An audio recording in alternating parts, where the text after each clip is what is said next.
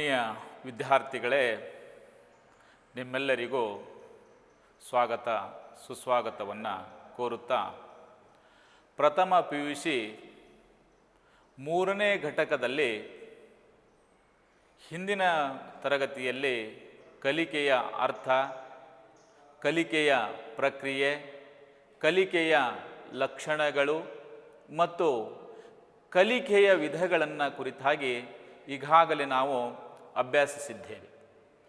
ನಂತರದಲ್ಲಿ ಕಲಿಕೆಯ ಸಿದ್ಧಾಂತಗಳು, ಕಲಿಕೆಗೆ ಸಂಬಂಧಿಸಿದಂತೆ ಅನೇಕ ಸಿದ್ಧಾಂತಗಳನ್ನು ನಾವು ನೋಡಲಿಕ್ಕೆ ಸಾಧ್ಯವಾಗುವಂಥದ್ದು, ಕಲಿಕೆಗೆ ಸಂಬಂಧಿಸಿದಂತೆ ಅನೇಕ ಪ್ರಯೋಗಗಳನ್ನು ನಾವು ನೋಡಲಿಕ್ಕೆ ಸಾಧ್ಯವಾಗುವಂಥದ್ದು. ಆದರೆ ಪ್ರಥಮ PUCಯ ಹಂತದಲ್ಲಿ ವಿದ್ಯಾರ್ಥಿಗಳಲ್ಲಿ ಕಲಿಕೆ ಹೇಗೆ ಆಗ್ತದ ಅನ್ನುವಂತಹ ವಿಚಾರವನ್ನು ಕುರಿತಾಗಿ ಒಟ್ಟು 4 ಕಲಿಕೆಯ ಸಿದ್ಧಾಂತಗಳನ್ನು ಹೇಳಿರುವಂತಹದ್ದು. ಈ ಮೊದಲನೇದಾಗಿ ವಿಕಾಸಾತ್ಮಕ ಕಲಿಕಾ ಸಿದ್ಧಾಂತ. ಹಾಗಾದ್ರೆ ಇದನ್ನು ಪ್ರತಿಪಾದನೆ ಮಾಡಿದಂಥವ್ರು ಯಾರಪ್ಪ ಅಂತ ಹೇಳಿದ್ರೆ ಜೀನ್ ಪಿಯಾಜೆ ಅಂತಕ್ಕಂಥವರು. ಹಾಗೆಯೇ ಎರಡನೆಯ ಸಿದ್ಧಾಂತ ಅನ್ವೇಷಣ ಅಥವಾ ಶೋಧನಾ ಕಲಿಕಾ ಸಿದ್ಧಾಂತ. ಇದನ್ನ ಪ್ರತಿಪಾದನೆ ಮಾಡಿದಂಥವರು JS ಬ್ರೂನರ್ ಅವರು. ಮೂರನೇದು ಯಾವುದಪ್ಪ ಅಂತ ಹೇಳಿದ್ರೆ ಪ್ರಭುತ್ವ ಕಲಿಕಾ ಸಿದ್ಧಾಂತ. ಬೆಂಜಮಿನ್ S ಬ್ಲೂಮ್ ಅಂತಕ್ಕಂಥವರು ಪ್ರತಿಪಾದಿಸಿರುವಂತಹದ್ದು. ಹಾಗಾದ್ರೆ ನಾಲ್ಕನೇದು ಯಾವುದಪ್ಪ ಅಂತ ಹೇಳಿದ್ರೆ ವೀಕ್ಷಣಾ ಅಥವಾ ಸಾಮಾಜಿಕ ಕಲಿಕಾ ಸಿದ್ಧಾಂತ, ಆಲ್ಬರ್ಟ್ ಬಂಡೂರಾರವರು. ಹಾಗಾದ್ರೆ ಇದರಲ್ಲಿ ನಾನು ವಿಕಾಸಾತ್ಮಕ ಕಲಿಕಾ ಸಿದ್ಧಾಂತ ಜೀನ್ ಪಿಯಾಜೆ, ಅನ್ವೇಷಣಾ ಕಲಿಕಾ ಸಿದ್ಧಾಂತ JS ಬ್ರೂನರ್. ಹಾಗಾದ್ರೆ ಈ ಒಂದು ಕಲಿಕೆಯ ಸಿದ್ಧಾಂತವನ್ನು ಕುರಿತಾಗಿ ಸಂಕ್ಷಿಪ್ತವಾಗಿ ವಿವರಿಸುವಂತಹ ಪ್ರಯತ್ನವನ್ನು ನಾನು ಮಾಡ್ತೇನೆ. ಹಾಗಾದ್ರೆ ಮೊದಲನೇದಾಗಿ ವಿಕಾಸಾತ್ಮಕ ಕಲಿಕಾ ಸಿದ್ಧಾಂತ ಜೀನ್ ಪಿಯಾಜೆ. ಹಾಗಾದ್ರೆ ಜ್ಞಾನಾತ್ಮಕ ವಿಕಾಸ ಸಿದ್ಧಾಂತದ ಅತ್ಯಂತ ಶ್ರೇಷ್ಠ ಹಾಗೂ ಪ್ರಭಾವಿ ಪ್ರತಿಪಾದಕರಾದ ಸ್ವಿಟ್ಜರ್ಲ್ಯಾಂಡಿನ ಶಿಶು ಮನೋವಿಜ್ಞಾನಿ ಜೀನ್ ಪಿಯಾಜೆ ಅವರಾಗಿದ್ದಾರೆ. ಹಾಗಾದ್ರೆ ಅವರು ವಿಕಾಸಾತ್ಮಕ ಕಲಿಕಾ ಸಿದ್ಧಾಂತವನ್ನ ಯಾವ ರೀತಿಯಾಗಿ ಪ್ರತಿಪಾದನೆ ಮಾಡ್ತಾರಪ್ಪ ಅಂತ ಹೇಳೋದಾದ್ರೆ, ಒದಗಿಸಿದ ಜ್ಞಾನವನ್ನು ನಿಷ್ಕ್ರಿಯವಾಗಿ ಕ್ರೋಢೀಕರಿಸುವ ಅಥವಾ ಸ್ವೀಕರಿಸುವಿಕೆಯೇ ಕಲಿಕೆ ಎಂಬ ವಿಚಾರವನ್ನ ಪಿಯಾಜೆ ಅವರು ತಳ್ಳಿ ಹಾಕಿದರು ಮತ್ತು ಬಲವಾಗಿ ನಿರಾಕರಿಸಿದರು. ಹಾಗಾದ್ರೆ ನಾವು ಒದಗಿಸಿದಂತಹ ಜ್ಞಾನವನ್ನ ನಿಷ್ಕ್ರಿಯವಾಗಿ ಕ್ರೋಢೀಕರಿಸುವ, ಯಥಾವತ್ತಾಗಿ ಸ್ವೀಕರಿಸುವುದೇ ಕಲಿಕೆ ಎಂಬಂತಹ ವಿಚಾರವನ್ನ ಮೊಟ್ಟ ಮೊದಲು ಜೀನ್ ಪಿಯಾಜೆ ಅವರು ಅದನ್ನು ತಳ್ಳಿ ಹಾಕುವಂತಹ ಕೆಲಸವನ್ನ ಮಾಡ್ತಾ ಇದ್ದಾರೆ. ಯಾಕೆ ಅಂತ ಹೇಳೋದಾದ್ರೆ, ಹಾಗಾದ್ರೆ ಕ್ರಿಯಾತ್ಮಕವಾಗಿ ಜ್ಞಾನವನ್ನ ಸೃಷ್ಟಿಸಿ, ಹಾಗಾದ್ರೆ ಇಲ್ಲಿ ಕಲಿಕಾಕಾರನು ಕ್ರಿಯಾತ್ಮಕವಾಗಿ ಜ್ಞಾನವನ್ನ ಸೃಷ್ಟಿಸಿ ಅದನ್ನು ಪರೀಕ್ಷಿಸಿ ತನ್ನ ಸ್ವಂತದ್ದಾಗಿಸಿಕೊಳ್ಳುವ ಹಲವು ಹಂತಗಳ ಗತಿಶೀಲ ಪ್ರಕ್ರಿಯೆಗಳನ್ನು ಕಲಿಕೆ ಒಳಗೊಂಡಿದೆ ಎಂದು ಪ್ರತಿಪಾದಿಸಿದರು. ಹಾಗಾದ್ರೆ ಸಾಮಾನ್ಯವಾಗಿ ಈ ಜೀನ್ ಪಿಯಾಜೆ ಅಂತಕ್ಕಂಥವ್ರು ಏನು ಮಾಡ್ತಾರಪ್ಪ ಅಂತ ಹೇಳಿದ್ರೆ, ಒದಗಿಸಿದ ಜ್ಞಾನವನ್ನು ನಿಷ್ಕ್ರಿಯವಾಗಿ ಕ್ರೋಢೀಕರಿಸುವ ಅಥವಾ ಸ್ವೀಕರಿಸುವಿಕೆ ಕಲಿಕೆ ಎಂಬ ವಿಚಾರವನ್ನು ಪಿಯಾಜೆ ಅವರು ತಳ್ಳಿ ಹಾಕಿದರು ಮತ್ತು ಬಲವಾಗಿ ನಿರಾಕರಿಸಿದರು. ಹಾಗಾದ್ರೆ ಕಲಿಕಾಕಾರನು ಕ್ರಿಯಾತ್ಮಕವಾಗಿ ಜ್ಞಾನವನ್ನು ಸೃಷ್ಟಿಸಿ, ಹಾಗಾದ್ರೆ ಜ್ಞಾನವನ್ನು ಏನು ಮಾಡಬೇಕಪ್ಪ ಅಂತ ಹೇಳಿದ್ರೆ ಸ್ವತಃ ತಾನೇ ಸೃಷ್ಟಿಸಿ ಅದನ್ನು ಪರೀಕ್ಷಿಸಿ, ಹಾಗಾದ್ರೆ ಅದನ್ನು ಪರೀಕ್ಷಿಸಿ ತನ್ನ ಸ್ವಂತದ್ದಾಗಿಸಿಕೊಳ್ಳುವ ಹಲವು ಹಂತಗಳ ಗತಿಶೀಲ ಪ್ರಕ್ರಿಯೆಯನ್ನು ಕಲಿಕೆ ಒಳಗೊಂಡಿದೆ ಅನ್ನುವಂತಹ ವಿಚಾರವನ್ನು ಅವರು ಪ್ರತಿಪಾದಿಸುವಂತಹದ್ದು. ಹಾಗಾದ್ರೆ ಪ್ರತಿಯೊಬ್ಬನ ವಾಸ್ತವಿಕತೆಯ ಪ್ರಜ್ಞೆಯು ಇದರಿಂದಾಗಿಯೇ ವಿಕಾಸವಾಗುತ್ತದೆ. ನಾವು ಅನೇಕ ಸಂದರ್ಭಗಳಲ್ಲಿ ನಾವು ನೋಡ್ತೇವೆ, ಪ್ರತಿಯೊಬ್ಬರಲ್ಲಿ ಸ್ವಂತಿಕೆ ಅನ್ನುವಂತಹದ್ದು ಇರಬೇಕು. ಆ ಸ್ವಂತಿಕೆ ಅನ್ನುವಂತಹದ್ದು ವ್ಯಕ್ತಿಯನ್ನ ಮೇಲ್ಮಟ್ಟಕ್ಕೆ ಕೊಂಡೊಯ್ಯಲಿಕ್ಕೆ, ಮೇಲ್ಮಟ್ಟಕ್ಕೆ ಬೆಳೆಸಲಿಕ್ಕೆ ಈ ಸ್ವಂತಿಕೆ ಅನ್ನುವಂಥದ್ದು ಸಹಾಯಕವಾಗುತ್ತದೆ. ಹಾಗಾದರೆ ಪ್ರತಿಯೊಬ್ಬನ ವಾಸ್ತವಿಕತೆಯ ಪ್ರಜ್ಞೆಯು ಇದರಿಂದಾಗಿಯೇ ವಿಕಾಸವಾಗುತ್ತದೆ. ಪಿಯಾಜೆಯವರ ಸಿದ್ಧಾಂತವು ಮಕ್ಕಳ ಜ್ಞಾನಾತ್ಮಕ ವಿಕಾಸದ 4 ಹಂತಗಳನ್ನು ಪ್ರತಿಪಾದಿಸುತ್ತಾರೆ ಅಥವಾ ಪ್ರತಿಪಾದಿಸುವಂತಹದ್ದು. ಹಾಗಾದ್ರೆ ಪಿಯಾಜೆಯವರು ಏನು ಮಾಡ್ತಾರಪ್ಪ ಅಂತ ಹೇಳಿದ್ರೆ ಮಕ್ಕಳ ಜ್ಞಾನಾತ್ಮಕ ವಿಕಾಸದ 4 ಹಂತಗಳನ್ನು ಪ್ರತಿಪಾದಿಸಿದ್ದಾರೆ. ಜ್ಞಾನಾತ್ಮಕ ವಿಕಾಸದ ಹಂತಗಳು ಅಂತ ಹೇಳಿ ನಾವು ಕರಿತಾ ಇದ್ದೇವೆ. ಹಾಗಾದ್ರೆ ಮೊದಲನೇದಾಗಿ ಏನಪ್ಪ ಅಂತ ಹೇಳಿದ್ರೆ ಸಂವೇದನಾ ಹಂತ. ಹಾಗಾರಲ್ಲಿ ಮೊದಲನೇದೇನಂತ ಹೇಳಿದ್ರೆ ಸಂವೇದನಾ ಹಂತ, ಎರಡನೇದು ಕಾರ್ಯಪೂರ್ವ ಹಂತ, ಮೂರನೇದು ಮೂರ್ತ ಕಾರ್ಯಗಳ ಹಂತ, ನಾಲ್ಕನೇದೇನಪ್ಪ ಅಂತ ಹೇಳಿದ್ರೆ ಔಪಚಾರಿಕ ಕಾರ್ಯಗಳ ಹಂತ. ಹಾಗಾರಲ್ಲಿ ಮೊದಲನೇದನ್ನು ನಾವು ನೋಡೋಣ, ಸಂವೇದನಾ ಹಂತ. ಹಾಗಾದ್ರೆ ಇದು ಸುಮಾರು ಮಗುವಿನ ಜನನದಿಂದ 2 ವರ್ಷಗಳವರೆಗೆ ಇರ್ತಕ್ಕಂತಹದ್ದು. ಹಾಗಾದ್ರೆ 0ದಿಂದ 2 ವರ್ಷಗಳು. ಹಾಗಾದ್ರೆ ಮಗುವಿನ ಬೆಳವಣಿಗೆಯ ಮೊದಲ 2 ವರ್ಷಗಳನ್ನು ಅಂದರೆ ಜನನದಿಂದ 2ನೇ ವರ್ಷದವರೆಗಿನ ಹಂತವನ್ನು ಸಂವೇದನಾಗತಿ ಹಂತವೆಂದು ಗುರುತಿಸಲಾಗಿದೆ.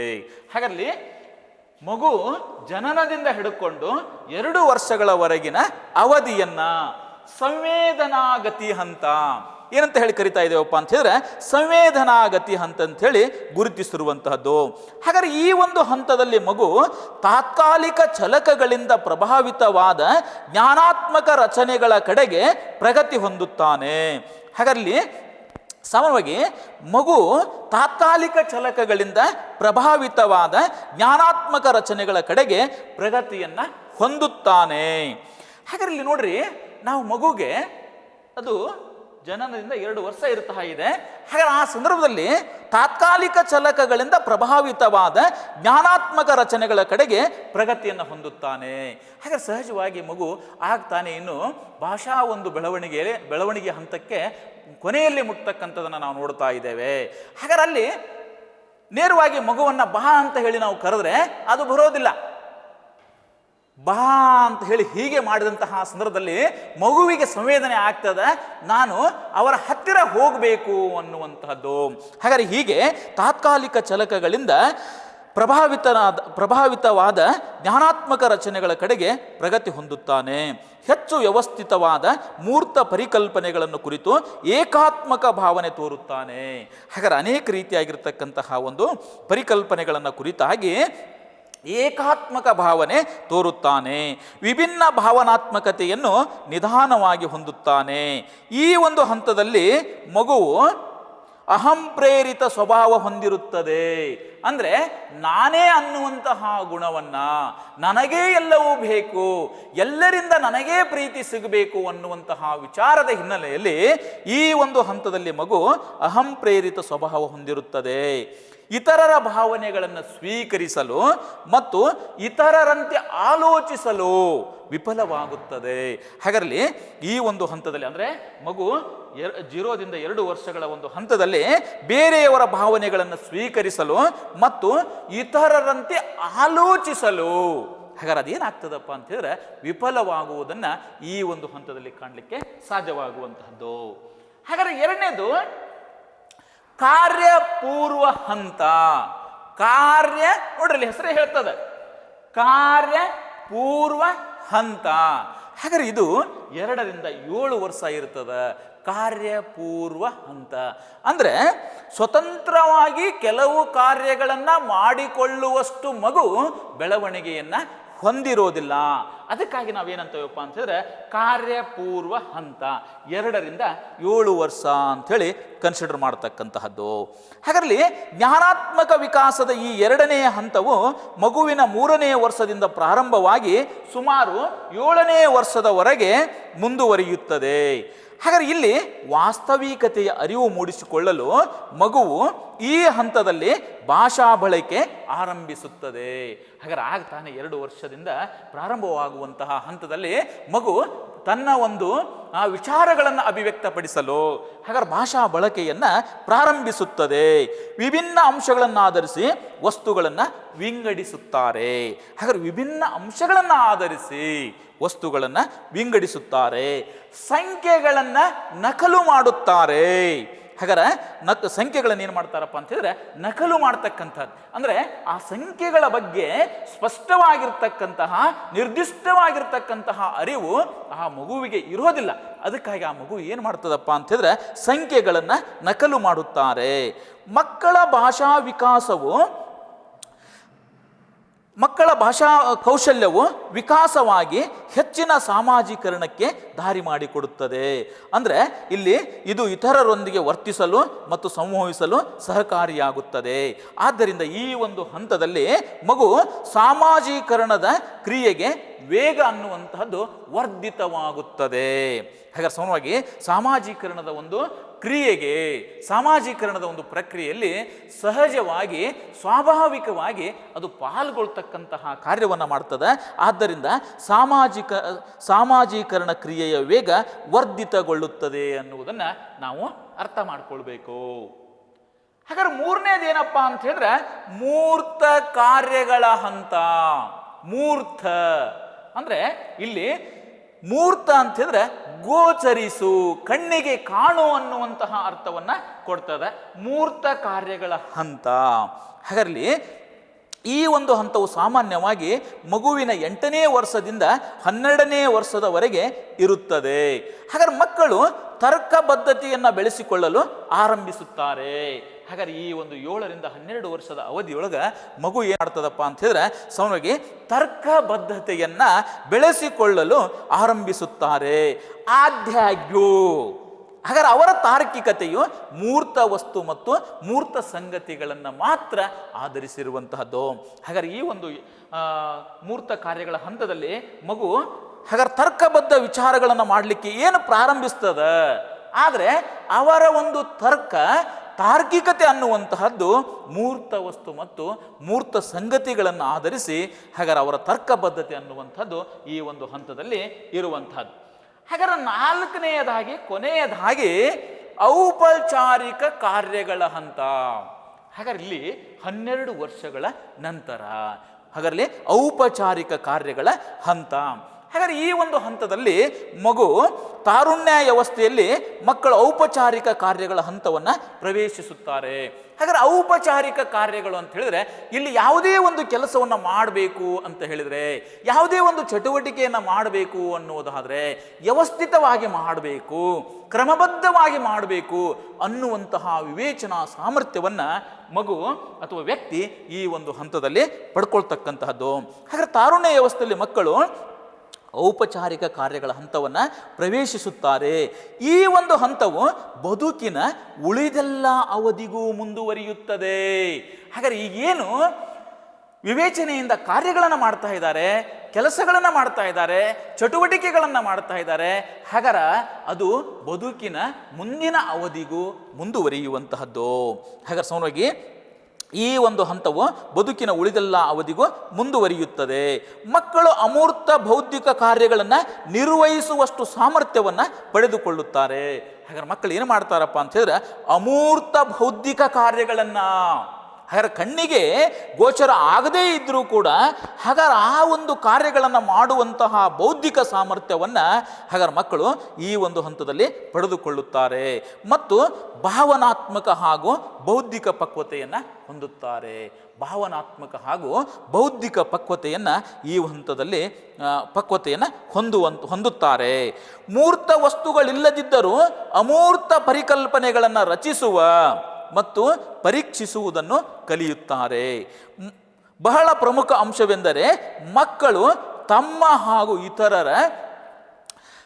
ಇತರರನ್ನು ಪ್ರಶಂಸಿಸುವ ಸಾಮರ್ಥ್ಯವನ್ನು ಬೆಳೆಸಿಕೊಳ್ಳುತ್ತಾರೆ. ಹಾಗಾದ್ರೆ ಈ ಒಂದು ಔಪಚಾರಿಕ ಕಾರ್ಯಗಳಲ್ಲಿ ಮಹತ್ವಪೂರ್ಣವಾಗಿರ್ತಕ್ಕಂತಹ ಅಥವಾ ಪ್ರಮುಖವಾಗಿರ್ತಕ್ಕಂತಹ ಅಂಶ ಏನಪ್ಪಾ ಅಂತ ಹೇಳಿದ್ರೆ, ಹಾಗಾರಲ್ಲಿ ಮಕ್ಕಳು ತಮ್ಮ ಹಾಗೂ ಇತರರ ವಿಚಾರಗಳನ್ನು ಪ್ರಶಂಸಿಸುವ ಸಾಮರ್ಥ್ಯವನ್ನು ಬೆಳೆಸಿಕೊಳ್ಳುತ್ತಾರೆ.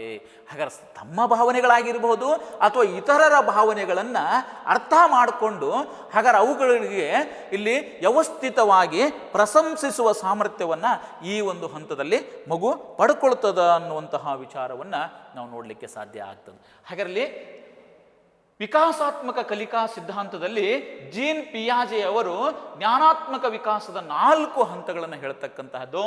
1 ಸಂವೇದನಾಗತಿ ಹಂತ, 2 ಕಾರ್ಯಪೂರ್ವ ಹಂತ, 3ನೇದು ಮೂರ್ತ ಕಾರ್ಯಗಳ ಹಂತ, 4ನೇದು ಔಪಚಾರಿಕ ಕಾರ್ಯಗಳ ಹಂತ. ಹೀಗೆ ವಿಭಿನ್ನ ರೀತಿಯಾಗಿರ್ತಕ್ಕಂತಹ ಹಂತಗಳನ್ನು ಮಗು ಅಥವಾ ವ್ಯಕ್ತಿ ಅಂತಕ್ಕಂಥವನು ದಾಟಿ ಬರ್ತಾ ಇದ್ದಾನೆ. ದಾಟಿ ಬಂದಂತಹ ಸಂದರ್ಭದಲ್ಲಿ ಹಾಗಾದ್ರೆ ಆ ವ್ಯಕ್ತಿಗೆ ವಿಕಾಸಾತ್ಮಕ ಅಂದರೆ ಜ್ಞಾನದ ವಿಕಾಸ ಅನ್ನುವಂಥದ್ದು ಆಗ್ತದ ಅನ್ನುವಂತಹ ವಿಚಾರವನ್ನು ಜೀನ್ ಪಿಯಾಜೆ ಅವರು ತಮ್ಮ ಕಲಿಕಾ ಸಿದ್ಧಾಂತದಲ್ಲಿ ಪ್ರತಿಪಾದಿಸುವಂತಹದ್ದು. ಹಾಗಾದ್ರೆ ಇದರ ಒಂದು ಶೈಕ್ಷಣಿಕ ನಿಹಿತಾರ್ಥಗಳನ್ನು ನಾವು ನೋಡೋದಾದರೆ, ಕಲಿಕೆಯು ಶಿಶು ಕೇಂದ್ರಿತವಾಗಿರಬೇಕು. ಹಾಗಾದ್ರೆ ಯಾವುದೇ ಕಲಿಕೆ ಸಾಮಾನ್ಯವಾಗಿ ಏನಾಗಿರ್ಬೇಕಪ್ಪ ಅಂತ ಹೇಳಿದ್ರೆ, ಮಗುವನ್ನ ಕೇಂದ್ರೀಕರಿಸಿ ಆಧಾರವಾಗಿಟ್ಟುಕೊಂಡು ಕಲಿಕಾ ಪ್ರಕ್ರಿಯೆ ನಡಿಬೇಕು. ಅದಕ್ಕಾಗಿ ಕಲಿಕೆಯು ಶಿಶು ಕೇಂದ್ರಿತವಾಗಿರಬೇಕು. 2ನೇದು ಕಲಿಕೆಯ ಅಂತಿಮ ಫಲಗಳ ಬದಲಾಗಿ ಕಲಿಕಾ ಪ್ರಕ್ರಿಯೆಗೆ ಮಹತ್ವ ನೀಡಬೇಕು.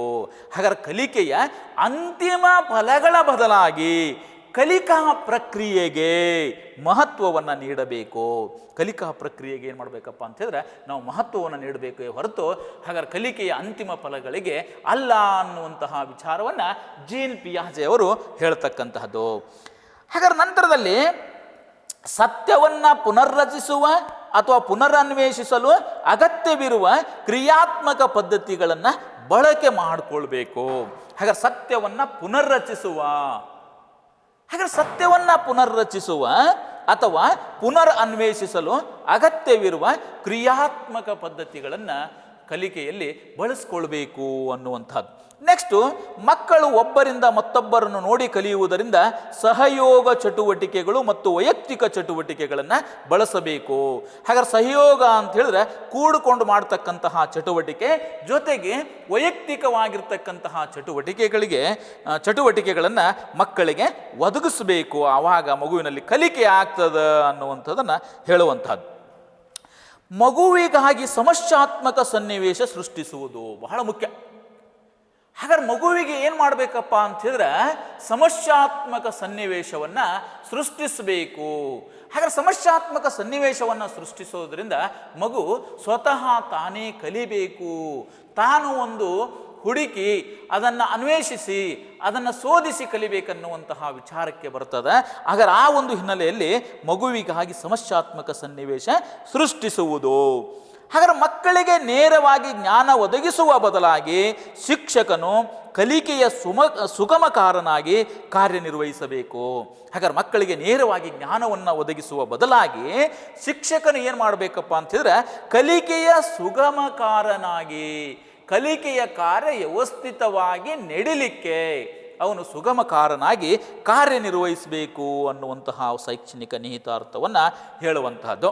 ಹಾಗಾದ್ರೆ ಮಾಡುವುದರಿಂದ, ಚಟುವಟಿಕೆಗಳಿಂದ ಮತ್ತು ಅನ್ವೇಷಣೆಗಳಿಂದ ಮಕ್ಕಳು ಉತ್ತಮವಾಗಿ ಕಲಿಯುತ್ತಾರೆ. ಹಾಗೆ ಹೆಂಗೆ ಕಲಿತಾರಪ್ಪ ಅಂತ ಹೇಳಿದ್ರೆ ಮಾಡುವುದರಿಂದ, ಚಟುವಟಿಕೆಗಳಿಂದ ಮತ್ತು ಅನ್ವೇಷಣೆಗಳಿಂದ ಮಕ್ಕಳು ಉತ್ತಮವಾಗಿ ಕಲಿಯುತ್ತಾರೆ ಅನ್ನುವಂಥದ್ದನ್ನು ನೋಡಬೇಕು. ಹಾಗೆ ಕೊನೆಯದಾಗಿ ಮಕ್ಕಳು ಸೂಕ್ತವಾದ ಜ್ಞಾನಾತ್ಮಕ ವಿಕಾಸದ ಹಂತ ತಲುಪುವವರೆಗೂ ಅವರಿಗೆ ಕೆಲವು ಪರಿಕಲ್ಪನೆಗಳನ್ನು ಬೋಧಿಸಬಾರದು. ಇಲ್ಲಿ ಸಾಮಾನ್ಯವಾಗಿ ಪ್ರತಿಯೊಂದು ಮನೆಯಲ್ಲಿ ಪಾಲಕರು ತಮ್ಮ ಮಕ್ಕಳ ಜ್ಞಾನಾತ್ಮಕ ವಿಕಾಸ ಉನ್ನತ ಮಟ್ಟದಲ್ಲಿರಬೇಕು ಅನ್ನುವಂತಹ ಕನಸನ್ನು ಕಾಣತಕ್ಕಂತಹದ್ದು ಸಹಜ. ಆದರೆ ನಾವು ಮಗು ಬೆಳವಣಿಗೆಯ ಯಾವ ಹಂತದಲ್ಲಿದೆ, ಯಾವ ಪರಿಕಲ್ಪನೆಗಳನ್ನು ಮಕ್ಕಳ ಎದುರಿಗೆ ಇಡಬೇಕು, ಯಾವ ಪರಿಕಲ್ಪನೆಗಳನ್ನು ಮಕ್ಕಳ ಹತ್ತಿರ ಇಡಬಾರದು ಅನ್ನುವಂತಹ ಅರಿವನ್ನು ಹೊಂದಲಿಕ್ಕೆ ಹಾಗಾದ್ರೆ ಈ ವಿಕಾಸಾತ್ಮಕ ಕಲಿಕಾ ಸಿದ್ಧಾಂತ ಸಹಾಯಕವಾಗುವಂತಹದ್ದು. ಹಾಗಾದ್ರೆ ಇಷ್ಟು ಇಲ್ಲಿ ವಿಕಾಸಾತ್ಮಕ ಕಲಿಕಾ ಸಿದ್ಧಾಂತದಲ್ಲಿ ಜೀನ್ ಪಿಯಾಜೆಯವರು 4 ಹಂತಗಳನ್ನು ಹೇಳುವ ಮೂಲಕವಾಗಿ ತಮ್ಮ ಒಂದು ಸಿದ್ಧಾಂತವನ್ನು ಪ್ರತಿಪಾದಿಸಿರುವಂತಹದ್ದು. ಹಾಗಾದರೆ ಎರಡನೇದಾಗಿ ಅನ್ವೇಷಣಾ ಅಥವಾ ಶೋಧನಾ ಕಲಿಕಾ ಸಿದ್ಧಾಂತ. ಹಾಗಾದ್ರೆ ಇದನ್ನು ಪ್ರತಿಪಾದನೆ ಮಾಡಿದಂಥವ್ರು ಯಾರಪ್ಪ ಅಂತ ಹೇಳಿದ್ರೆ ಜೆ.ಎಸ್. ಬ್ರೂನರ್. ಹಾಗಾರಲ್ಲಿ ಅನ್ವೇಷಣ ಅಥವಾ ಶೋಧನಾ ಕಲಿಕಾ ಸಿದ್ಧಾಂತ ಜೆ.ಎಸ್. ಬ್ರೂನರ್ ಅಂತಕ್ಕಂಥವರು ಈ ಒಂದು ಕಲಿಕೆಯ ಸಿದ್ಧಾಂತವನ್ನು ಇಲ್ಲಿ ಪ್ರತಿಪಾದನೆ ಮಾಡಿರುವಂತಹದ್ದು. ಹಾಗಾದ್ರೆ ಬ್ರೂನರ್ ಅವರು 1915ರಲ್ಲಿ ನ್ಯೂಯಾರ್ಕಿನಲ್ಲಿ ಜನಿಸಿದರು. ಇವರನ್ನು ಬೌದ್ಧಿಕ ಕಲಿಕೆ ಮತ್ತು ವಿಕಾಸಾತ್ಮಕ ಮನಃಶಾಸ್ತ್ರಜ್ಞ ಎಂದು ಗುರುತಿಸುವರು. ಹಾಗಾದ್ರೆ ಈ ಜೀನ್ ಪಿಯಾಜೆ ಅವರನ್ನು ಹೇಗೆ ಗುರುತು ಮಾಡ್ತಾರಪ್ಪ ಅಂತ ಹೇಳಿದ್ರೆ ಬೌದ್ಧಿಕ ಕಲಿಕೆ ಮತ್ತು ವಿಕಾಸಾತ್ಮಕ ಮನಃಶಾಸ್ತ್ರಜ್ಞ ಎಂದು ಗುರುತಿಸುವರು. ಜೆ.ಎಸ್. ಬ್ರೂನರ್ ಅವರ ಪ್ರಕಾರ ಯಾರೂ ಅನ್ವೇಷಿಸದೇ ಇರುವುದನ್ನು ಕಂಡು ಹಿಡಿಯುವುದು ಈ ವಿಧಾನದ ಗುರಿಯಲ್ಲ. ಹಾಗಾದ್ರೆ ಮ್ಯಾಲೆ ಹೇಳ್ತದೆ ಅನ್ವೇಷಣೆ ಮಾಡಬೇಕು, ಶೋಧನೆಯನ್ನ ಮಾಡಬೇಕು. ಹಾಗಾದ್ರೆ ಯಾರೂ ಕಂಡು ಹಿಡಿದೇ ಇರತಕ್ಕಂತಹದ್ದು ಅಥವಾ ಯಾರೂ ಮಾಡದೇ ಇರತಕ್ಕಂತಹದ್ದನ್ನ ಕಂಡು ಹಿಡಿಯುವಂತಹದ್ದು ಈ ಕಲಿಕೆ ಸಿದ್ಧಾಂತದ ಗುರಿಯಲ್ಲ. ಹಾಗಾದ್ರೆ ಅವರು ಪ್ರಾರಂಭದಲ್ಲೇ ಹೇಳ್ತಾರೆ, ಹಾಗಾದ್ರೆ ಇವರ ಪ್ರಕಾರ ಯಾರೂ ಅನ್ವೇಷಿಸದೇ ಇರುವುದನ್ನು ಕಂಡು ಹಿಡಿಯುವುದು ಈ ವಿಧಾನದ ಗುರಿಯಲ್ಲ. ಕಲಿಕೆ ಅರ್ಥಪೂರ್ಣವಾಗಿರಲಿ, ಕಲಿಕೆ ಅರ್ಥಪೂರ್ಣವಾಗಿರಲಿ.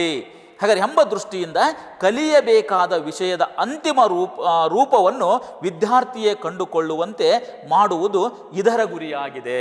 ಹಾಗಾದ್ರೆ ಇದರ ಗುರಿ ಏನಪ್ಪಾ ಅಂತ ಹೇಳಿದ್ರೆ ಕಲಿಕೆ ಅರ್ಥಪೂರ್ಣವಾಗಿರಲಿ ಎಂಬ ದೃಷ್ಟಿಯಿಂದ ಕಲಿಯಬೇಕಾದ ವಿಷಯದ ಅಂತಿಮ ರೂಪಗಳನ್ನು ವಿದ್ಯಾರ್ಥಿಯೇ ಕಂಡುಕೊಳ್ಳುವಂತೆ ಮಾಡುವುದು ಇದರ ಗುರಿಯಾಗಿದೆ. ಹಾಗಾದ್ರೆ ಇವರ ಪ್ರಕಾರ ಹೊಸ ಒಳನೋಟ ಪಡೆಯಲು ಅನುಕೂಲವಾದ ರೀತಿಯಲ್ಲಿ ಸಾಕ್ಷ್ಯಾಧಾರಗಳನ್ನು ಪುನಃ ಸಂಘಟಿಸಿ ಪರಿವರ್ತಿಸುವಂತಹ ಕ್ರಿಯೆಗೆ ಅವರು ಅನ್ವೇಷಣೆ ಅಂತ ಹೇಳಿರುವಂತಹದ್ದು. ಹಾಗಾದ್ರೆ ಇಲ್ಲಿ ಇವರ ಪ್ರಕಾರ ಹೊಸ ಒಳನೋಟ ಪಡೆಯಲು ಅನುಕೂಲವಾದ ರೀತಿಯಲ್ಲಿ ಇರುವಂತಹ ಸಾಕ್ಷ್ಯಾಧಾರಗಳನ್ನು ಪುನಃ ಸಂಘಟಿಸಿ ಪರಿವರ್ತಿಸುವ ಕ್ರಿಯೆಯೇ. ಹಾಗಾದ್ರೆ ಪುನಃ ಸಂಘಟಿಸಿ ಪರಿವರ್ತಿಸುವ ಕ್ರಿಯೆಯೇ ಅನ್ವೇಷಣೆ ಅನ್ನುವಂತಹ ವಿಚಾರವನ್ನ ಇಲ್ಲಿ ಜೆ.ಎಸ್. ಬ್ರೂನರ್ ಅಂತಕ್ಕಂಥವರು ಹೇಳ್ತಾ ಇದ್ದಾರೆ. ಹಾಗಾದ್ರೆ ಮೊದಲು ಇವರು ಅನ್ವೇಷಣೆ ಅಂದ್ರೆ ಏನು ಅನ್ನುವುದನ್ನು ಸ್ಪಷ್ಟವಾಗಿ ಹೇಳಿದ್ದಾರೆ. ಹೊಸ ಒಳನೋಟ ಪಡೆಯಲು ಅನುಕೂಲಕರವಾದ ರೀತಿಯಲ್ಲಿ ಸಾಕ್ಷ್ಯಾಧಾರಗಳನ್ನ ಪುನಃ ಸಂಘಟಿಸಿ ಪರಿವರ್ತಿಸುವ ಕ್ರಿಯೆಯೇ ಅನ್ವೇಷಣೆ ಅನ್ನುವಂತಹದ್ದು.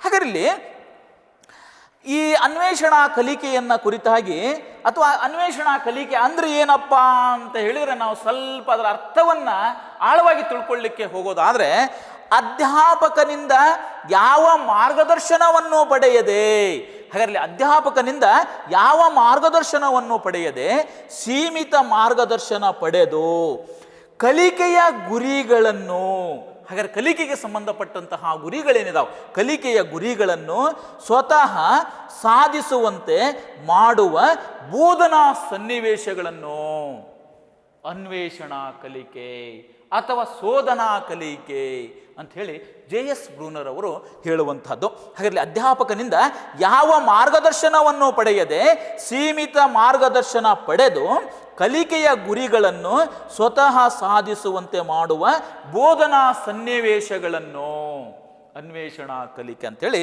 ಕರೆಯುವಂತಹದ್ದು. ಹಾಗಾದ್ರೆ ಅನ್ವೇಷಣಾ ಕಲಿಕೆಯನ್ನ ಅತ್ಯಂತ ಸರಳವಾಗಿ ವ್ಯಾಖ್ಯಾನಿಸುವುದಾದರೆ ಇದೊಂದು ಕಲಿಕಾ ಸನ್ನಿವೇಶವಾಗಿದ್ದು, ಹಾಗಾದ್ರೆ ಇದೇನಪ್ಪಾ ಅಂತ ಹೇಳಿದ್ರೆ ಇದೊಂದು ಕಲಿಕಾ ಸನ್ನಿವೇಶವಾಗಿದ್ದು ಇಲ್ಲಿ ವಿದ್ಯಾರ್ಥಿ ಕಲಿಯಬೇಕಾದ ಪ್ರಧಾನ